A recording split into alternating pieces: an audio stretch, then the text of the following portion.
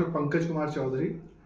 मैं obstetrician and gynaecologist हूँ। Primary concern मेरा लैप्रोस्कोपिक रोबोटिक सर्जरी की तरफ है और मैं IVF स्पेशलिस्ट भी हूँ।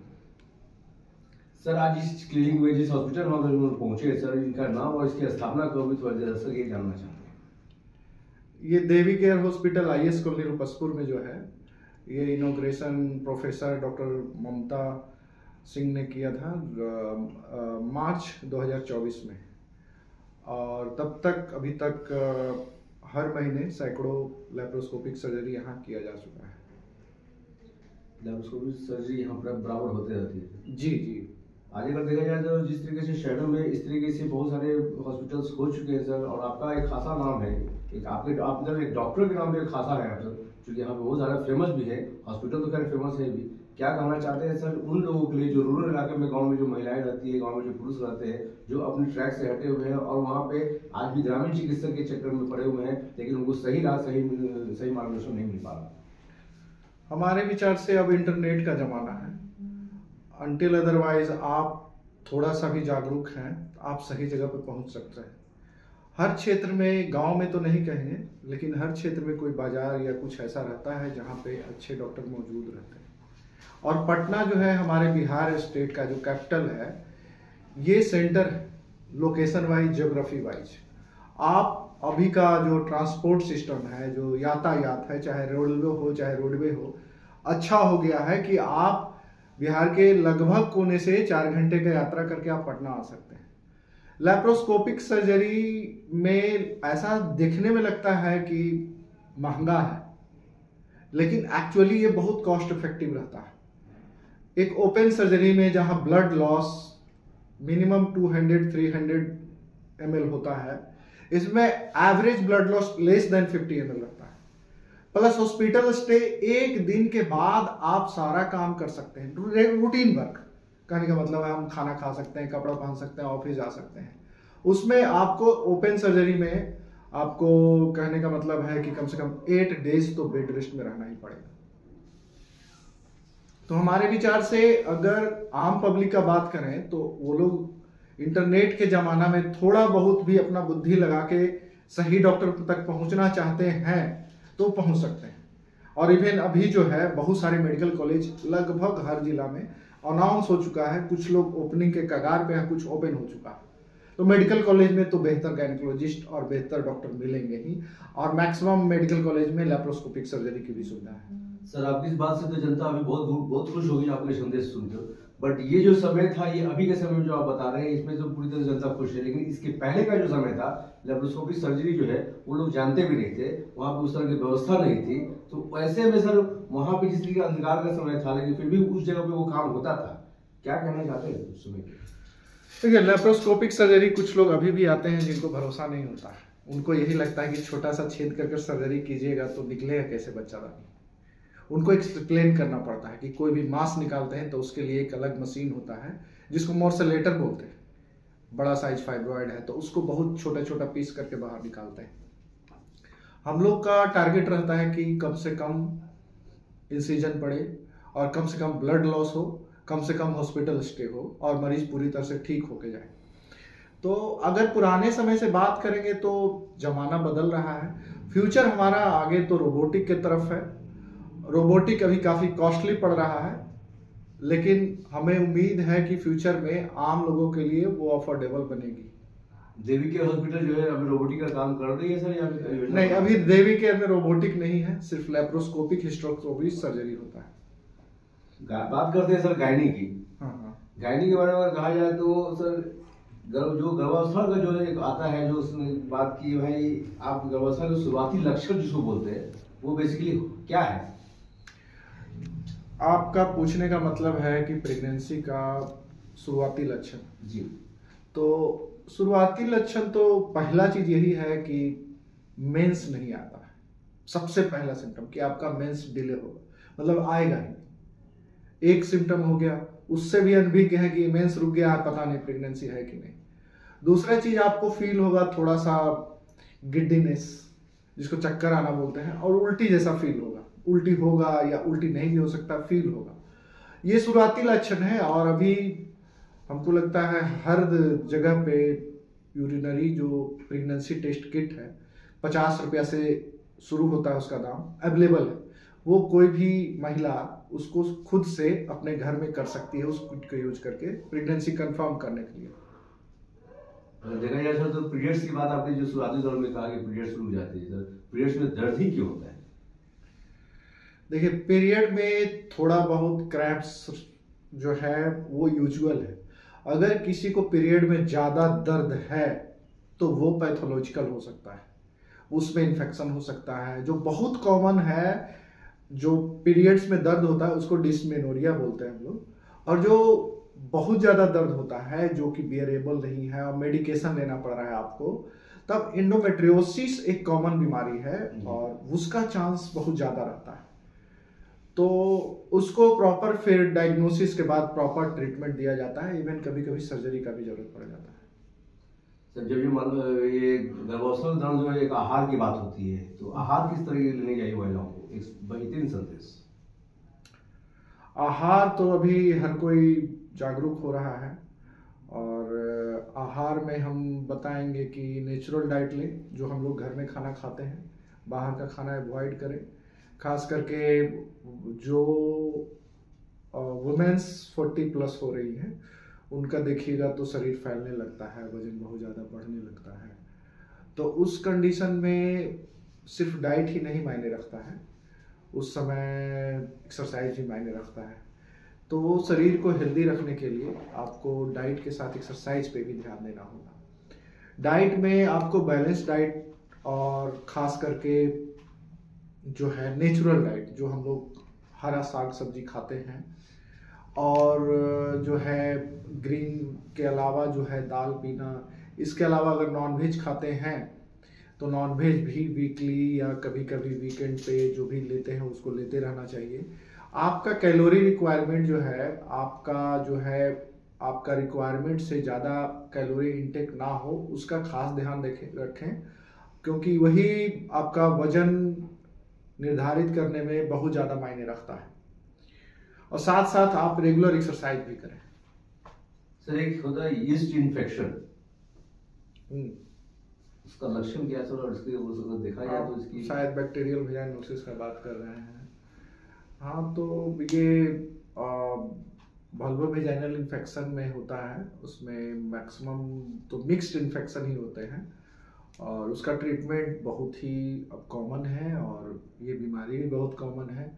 जो डिस्चार्ज आता है, fall smelling discharge, watery discharge नहीं, और ईस्ट इन्फेक्शन में ग्रीनिश डिस्चार्ज आता है, वाइटिश डिस्चार्ज आता है। तो उसका ट्रीटमेंट बहुत आसान है, मतलब मैक्सिमम गायनेकोलॉजिस्ट करते हैं और उसमें सर्जरी का जरूरत नहीं पड़ता है, बहुत ज़्यादा परेशानी का जरूरत नहीं पड़ता है। कुछ लंबे समय तक दवा खाना पड़ता है, लंबे समय। हाँ, और ना वो एक थोड़ा जटिल इस लिहाज से भी रहता है कि एक कोर्स जो ट्रीटमेंट का देते हैं मिक्स्ड इन्फेक्शन के लिए, mixed anti bacterial, anti fungal के साथ एनारोब्स का भी कवरेज देते हैं, तो वो जो है कि दोबारा भी लेने का जरूरत पड़ सकता है। मतलब एक बार में हम ठीक हुए लेकिन दोबारा थोड़ा थोड़ा बच गया है तो दोबारा भी हम लोग 6 महीना बाद या 2 महीना बाद उसको रिपीट करते हैं उस ट्रीटमेंट को, ताकि कंप्लीट क्योर हो। और दोनों पार्टनर का ट्रीटमेंट बहुत जरूरी है। अगर फीमेल को है तो कुछ मेडिकेशन उसके हस्बैंड को भी चलाना जरूरी होता है, अगर वो शादीशुदा है तो। और ऐसे ये अनमैरिड में भी कॉमन है, क्या कि अनमैरिड जो खास करके जिनका भी मेंस शुरू होता है बच्चियों का, तो उसमें जो पीएच जो है उस तरह का मैच्योर नहीं रहता है वेजाइना का, जिसके कारण इन्फेक्शन वहाँ फैल सकता है। पोस्ट मेनोपॉजल में भी ये कॉमन है, उस समय भी पीएच का ही प्रॉब्लम आता है जिसके कारण इन्फेक्शन थोड़ा इजीली फैलता है। और पेरिनियम हाइजीन रखने का जरूरत है। हम लोग फेस पे तो हर दिन तरह तरह के कॉस्मेटिक से धोते हैं, पेरिनियम को उससे ज़्यादा जरूरत है धोने का। हर दिन उसको साबुन से, या आप कुछ अलग ब्रांड यूज कर रहे हैं उसके लिए स्पेशल वॉश यूज कर रहे हैं तो वो यूज कर सकते हैं। नहीं अवेलेबल है आपके पास, सिंपल जो आप साबुन यूज करते हैं उसी से हर दिन पेरिनियम धोना चाहिए, चाहे मेल हो या फीमेल। पेरिनियम का कहने का मतलब हुआ जेनाइटेलिया और उसके आसपास का इलाका। सर अगर देखा जाए तो मिसकैरेज भी हो जाता है। कारण क्या हो सकता है? मिसकैरेज का बहुत सारा कारण है। ऐसे देखा जाए तो बहुत सारा मिसकैरेज पता नहीं चलता है।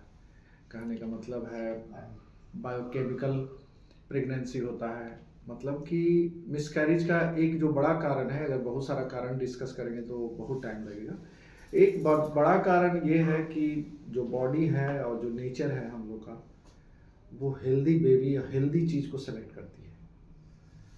मतलब कि ये इनबॉर्न बना हुआ है कि अगर किसी फीटस जो प्रेगनेंसी ठहरा उसमें कोई जीन का प्रॉब्लम है, क्रोमोजोम में प्रॉब्लम है, तो वो अपने आप अबॉर्ट हो जाएगा अपने आप। हाँ, मतलब मैक्सिमम जो स्पॉन्टेनियस अबॉर्शन फर्स्ट ट्राइमेस्टर में रहता है, तो एक बहुत बड़ा कारण है कि उसमें कुछ जेनेटिक क्रोमोजोमल लेवल पर डिफेक्ट था और बॉडी उसको डिस्कार्ड कर देती है।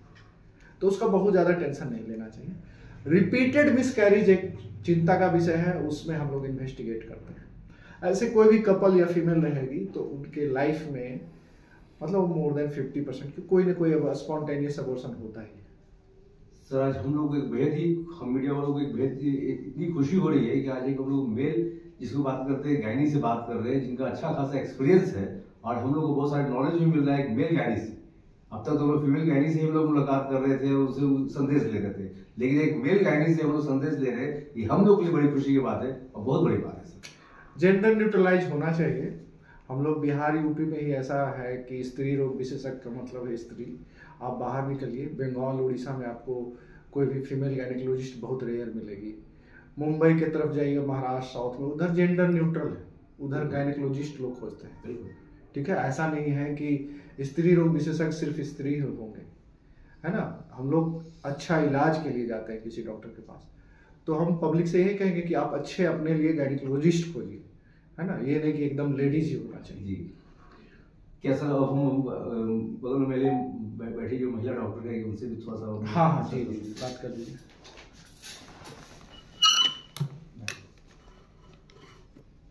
मैं डॉक्टर सरिता पांडे, मैं गायनेकोलॉजिस्ट हूँ और मैं भी स्त्री और प्रसूति रोग विशेषज्ञ हूँ। स्त्रियों से संबंधित जो भी समस्या है उसका उपचार मैं करती हूँ।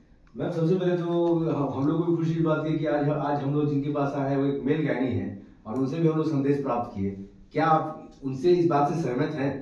बिल्कुल, उनकी हर बात से मैं सहमत हूँ और इनका कहना जो है कि जेंडर न्यूट्रल होना चाहिए, न्यूट्रलाइज होना चाहिए। आप मेल और फीमेल में मत जाइए कि स्त्री रोग विशेषज्ञ स्त्री ही होना चाहिए। और भी जो आगे बढ़े हुए हमारे स्टेट्स हैं, मुंबई हुआ, आपका कोलकाता हुआ, साउथ इंडिया हुआ, वहाँ मेल फीमेल का कोई नहीं है कि हाँ गायनेकोलॉजिस्ट सिर्फ फीमेल ही हो सकती है। ग्रामीण क्षेत्र की जो महिलाएं होती हैं वो मतलब स्त्री को ज़्यादा, सिर्फ बिहार और यूपी का, वहाँ पे बंगाल में, मैं बंगाल से ही पढ़ी हूँ, NRS मेडिकल कॉलेज से मैंने MBBS किया है, कलकत्ता मेडिकल कॉलेज से अपना पोस्ट ग्रेजुएशन किया है। तो वहाँ पे ज़्यादातर हमारे जो टीचर्स थे मेल थे गायनेकोलॉजिस्ट, या रूरल एरियाज में भी जो प्रैक्टिस करते हैं वो मेल। वहाँ मेल फीमेल का कोई ये नहीं कि नहीं मुझे फीमेल को ही दिखाना है। मैम, भारी संख्या में महिलाएं अब देखने को मिला है कि IVF की ओर अग्रसर कर रही है, आखिर रीजन क्या हो सकता है? देखिए, जैसे जैसे एडवांसमेंट आ रही है, मैरिजेस, लेट मैरिजेज हो रही हैं। लेट मैरिजेस लोग क्या करते हैं, पहले अपने प्रोफेशन को ज़्यादा ध्यान देना, नहीं पहले मैं स्टेबल हो जाऊँ, अपने पैरों पे खड़ा हो जाऊँ, अपना कैरियर सेट कर लूँ, और प्रेगनेंसी को वो लोग डिले करते हैं। एक खास उम्र के बाद ओवा जो होता है उसका संख्या घटने लगता है और फर्टिलिटी रेट घटने लगता है। तो लेट मैरिज, लेट कंसेप्शन, यही इनफर्टिलिटी का मेन कॉज है। PCOS के बारे में पूछ रहे हैं। PCOD यंग एज जितनी भी बच्चियां हैं तो मैक्सिमम समझ लीजिए कि 50-60 महामारी की तरह PCOS हो गया। हर दूसरी तीसरी बच्ची आती है PCOS का कंप्लेन लेके। तो उसका रीज़न ये है कि आजकल की आधुनिक जीवन शैली, खान पान, जंक फूड की तरफ बच्चे जा रहे हैं, उनका जो भी लाइफस्टाइल है वो चेंज हो गया है। जैसा कि डॉक्टर पक्कज ने बताया अभी कि हेल्दी ईटिंग हैबिट्स, तो हेल्दी ईटिंग हैबिट्स कहीं ना कहीं डिफर हो रही हैं, जिसके चलते कि बच्चियां PCOD की शिकार हो रही हैं। हार्मोनल इम्बैलेंस, इन्वायरमेंटल जो पोल्यूशन है, इसके अलावा जो आज के ज़माने में टीवी, इंटरनेट, मोबाइल सब है, तो वो सारा देख के हार्मोनल जो बच्चों का चेंज हो रहा है, और साथ ही साथ जो डाइट प्रॉब्लम है उसके चलते पीसीओसी की शरीर समस्या पर असर क्यों पड़ता है पीसीओडी? शरीर पे असर पड़ता है पीसीओडी का। इसमें क्या होता है कि ओवरी में जनरली एक अंडा बनता है एक मेंस्ट्रुअल साइकिल में। पीसीओडी में होता है कि एक साइकिल में बहुत छोटे बहुत सारे अंडे बनते हैं, लेकिन कोई मैच्योर नहीं होता है, और डायरेक्टली और इनडायरेक्टली ओबेसिटी से रिलेटेड है। तो हमारा लाइफस्टाइल चेंज से इसको कंट्रोल किया जा सकता है। पीसीओडी से मेंस्ट्रुअल इरेगुलरिटी होती है, चेहरे पे बाल आना, पिंपल्स होना, मोटापा, ये सारा कुछ एक दूसरे के साथ इंटर रिलेटेड है। पहले के दौर में मैक्सिमम डिलीवरी जो होता था वो नॉर्मल डिलीवरी होता था, वक्त बदलता गया धीरे धीरे। आप ये सबसे इसके पीछे क्या है? इसके पीछे जो रीजन है, एक तो है डर। लोग क्या करते हैं आजकल, एक बच्चे से ज्यादा नहीं करेंगे, 2 बच्चे से ज्यादा नहीं करेंगे, तो जो भी बेबी निकलना है हेल्दी निकलना है। एक तो पेशेंट का डर, दूसरा डॉक्टर को भी डर। आपको है, आपके ऊपर एक सोशल प्रेशर है, पब्लिक का प्रेशर है कि आपको, आप जस्ट वो नहीं एक्सेप्ट कर पाते कि आपके हाथ से कुछ मिसहैप हो। नॉर्मल वजाइनल डिलीवरी में कभी कभी मिसहैप हो जाता है, सिजेरियन में क्या हम प्लांट वे में करते हैं, और पेशेंट्स भी उतना पेन लेने को तैयार नहीं रहती। एक तो लेट कंसीव कर रही हैं, लेट कंसीव करने की वजह से उनका पेल्विस भी जो है उतना एकोमोडेट नहीं करता, पेन थ्रेशोल्ड उनका घट गया है, और दूसरा नंबर सबको चाहता है कि जो भी हो ठीक से हो, ठीक है। तो इसके लिए सिजेरियन का रेट डर के चलते बढ़ रहा है। अब एक बार सिजेरियन हो गया तो अगला सिजेरियन होना है, यही रीजन है। मैम, सरकार ने कहा छोटा परिवार सुख का आधार, आपने कह दिया कि या तो एक चाहते बच्चे या हाँ, तो सिजेरियन का रेट, बिल्कुल ये सही बात है कि छोटा परिवार सुख का आधार, लेकिन सिजेरियन का रेट बढ़ने का ये भी एक बड़ा कारण है। मगर पहले भी कोई खतरा नहीं होता था, गांव देहात में वो दाई होती थी, वो पहले अच्छे तरीके से मैटरनल मोर्टेलिटी रेट पहले से काफी घटी है, बच्चे की मोर्टेलिटी का मगर उस बच्चे में कहीं कोई प्रॉब्लम बर्थ के बाद बात कर रहे हैं। मैटरनल मोर्टेलिटी, मैटरनल मॉर्बिडिटी कहते हैं कि कितना उसमें कॉम्प्लिकेशन है। मोर्टेलिटी मतलब मृत्यु दर। ये चाइल्ड का भी देखिए, आपको तो सीपी का बेबी देखे कभी, cerebral palsy, one of the complication है नॉर्मल डिलीवरी का। एक बेबी को देखिएगा ना, आप सिहर जाइएगा। आप ना अपने खानदान में किसी को नहीं बोलिएगा कि नॉर्मल डिलीवरी का, मतलब ब्रेन इतना देर तक भेजाइना या पेल्विस में अटकता है कि कंप्रेस हो जाता है और काफी देर तक ऑक्सीजन नहीं मिलता है, उसके बाद निकलता है तो उसका बच्चा का एक पार्ट ब्रेन का डैमेज रहता है। और वो बच्चे देखे होंगे कि वो बढ़िया से चल नहीं पा रहा है, ना बढ़िया से बोल पा रहा है, मतलब 10 साल का हो गया लेकिन उसके मुंह से लार टपक रहा है, हाथ ठीक से नहीं काम कर रहा है, पैर नहीं काम कर रहा है, ना ठीक से बोल रहा है। ऐसे बच्चे सीपी के बच्चे रहते हैं। ये प्रॉब्लम वेरी कर सकता है। तो ये प्रॉब्लम जो है पहले ज्यादा था, मृत्यु दर भी ज्यादा था, और चाइल्ड का भी मृत्यु दर ज्यादा था, कॉम्प्लिकेशन भी ज्यादा था। हम सिजेरियन को प्रमोट नहीं कर रहे हैं, लेकिन अब समाज जैसे जैसे बदल रहा है, सारे ट्रेंड्स बदलते हैं। ये बदलते हैं डॉक्टर नहीं, ये ओवरऑल समाज बदलता है। कहने का मतलब है जो डॉक्टर हैं इसी समाज से आते हैं, हर वर्ग से आते हैं, हर समुदाय से आते हैं। तो जो थॉट्स हम लोग का है समाज का थॉट्स है। आप जितना पेन ले सकते हैं, जो मैडम ने बताई कि पेन थ्रेशोल्ड कम गया है, नॉर्मल के लिए लोग आते हैं, हम बोलते हैं ठीक है नॉर्मल करा रहे हैं आपका डिलीवरी, जैसे ही 3 घंटा लेबर में गुजरता है उसके बाद इतना चिल्लाती है कि मेरा निकाल दो बच्चा, निकाल दो बच्चा। उसका हस्बैंड भी रोने लगता है। आप देखिएगा कभी कभी ऐसा ड्रामा होता है कि वो लोग तो एकदम जिद करके आएंगे कि नॉर्मल कराना है और नॉर्मल की तरफ प्रोसीड कीजिएगा, तो 1-2 घंटा में ही वो दोनों रोने लगते हैं कि मेरा बच्चा निकाल दो, गिव अप कर देते हैं। मतलब डॉक्टर पेशेंट चॉइस ज्यादा हो गया। आप बोल रहे ना सिजेरियन का रेट बढ़ने का कारण पेशेंट चॉइस। और ये है कि मतलब कि नॉर्मल डिलीवरी जो है एक फर्स्ट बेबी लगभग 8 से 10 घंटा पेन सहना पड़ता है, लेबर में गुजरना।